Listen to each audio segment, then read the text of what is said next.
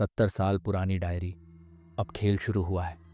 रोहन का दिल तेजी से धड़क रहा था। उसकी सांसें भारी हो चुकी थीं। वो लाइब्रेरी के दरवाजे की तरफ भागा। धड़ाम!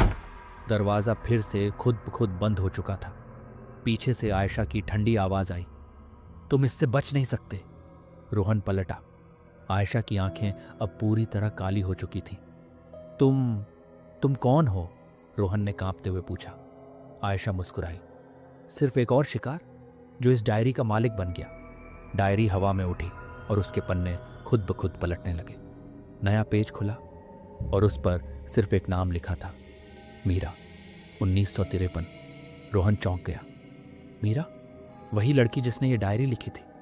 आयशा ने गहरी सांस ली और बोली, मीरा अभी भी जिंदा है, लेकिन इस डायरी में कैद। क्या मतलब? रोहन ने घबरा कर पूछा। आयशा ने डायरी उठाई और एक पन्ना पलटा। इस डायरी में जो भी नाम आता है वो कभी वापस नहीं जाता। तभी पन्ने खुद ब खुद लिखने लगे, 1953। मीरा को इस डायरी ने अपना हिस्सा बना लिया। अब वो सिर्फ इन पन्नों में रहती है। रोहन ने डायरी को उठाया और जैसे ही उसने अगले पन्ने को छुआ, ठक! एक ठंडी हवा उसके पूरे शरीर से गुजर गई। डायरी के पन्ने तेजी से पलटने लगे। रोहन की आंखों के सामने एक अजीब सा नजारा था।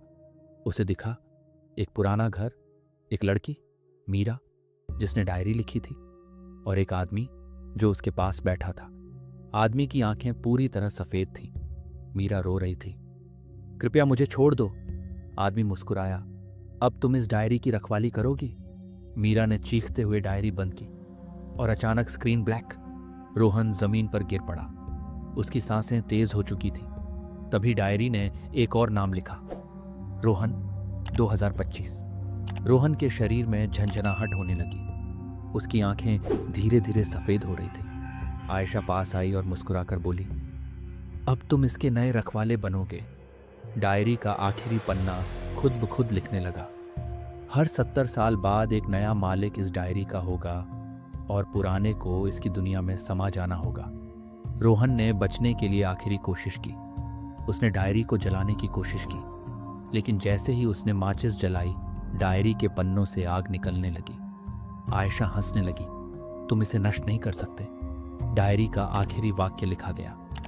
अब यह कहानी पूरी नहीं होगी, क्योंकि अगला शिकार जल्द ही आएगा। क्या डायरी का खेल यहीं खत्म हो गया, या फिर कोई नया शिकार आने वाला है?